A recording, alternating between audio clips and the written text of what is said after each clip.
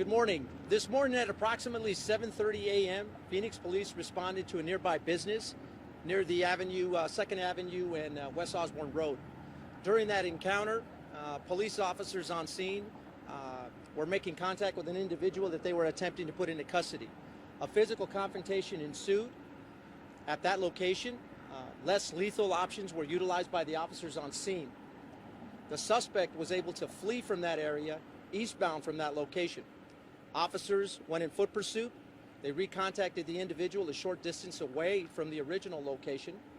At that location, the suspect in the incident advanced on one police officer, holding an object which is still under investigation at this time.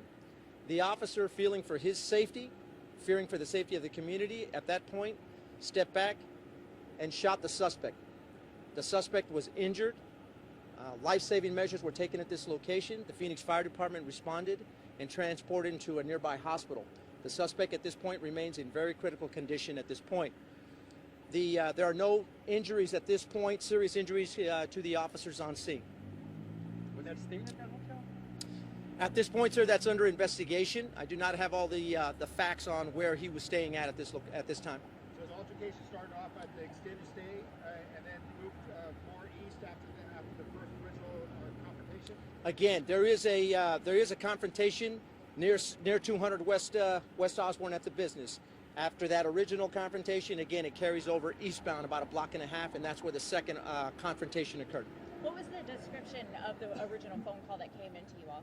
Again, the information preliminary was a trespassing at that location, and the officers, during the course of their investigation, again, established that subject could be placed into custody.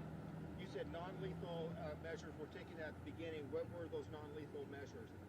At this point, again, it appears that the officers did engage in trying to use their tasers to take the subject into custody. So the suspect was tased and then ended up fleeing after that, and then ended up over here by the Walgreens Staples area where he advanced towards officers? Yes, the information preliminaries were getting that he advanced towards the officers with an object in his hand. That object, again, was a threat that the officer believed was a threat to him or the community. And at that point, that is when the officer decided or determined to use lethal force. And the officer right now is going to be under investigation for this shooting to find out if it was just or not.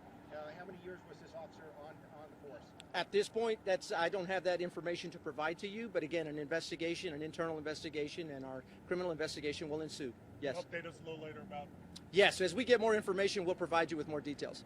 Was there a prior altercation other than with officers? Was there any physical, was there a fight that they were responding to, or they were just responding to a trespassing call?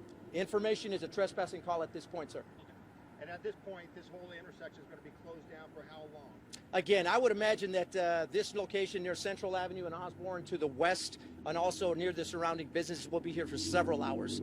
So you want to tell your viewers that kind of avoid the area for the investigations. Are you will right now tell us what type of object are you talking about that may have? Again, Rick, that's under investigation at this point. Again, the preliminary information against that object was deemed to be a threat, and that's why our officer encountered him in the way he did. And that object's still here on scene? Is that correct? Again, it's under investigation at this point. Yes, sir. You're welcome. Thank you, guys. Thanks,